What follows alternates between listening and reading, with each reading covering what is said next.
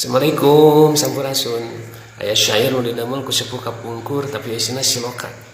Tangtang kolentrang silono paeh nunutan, tiga brus kana durukan mesat gobang kabuyutan. Lamun disilokaan kieu eta.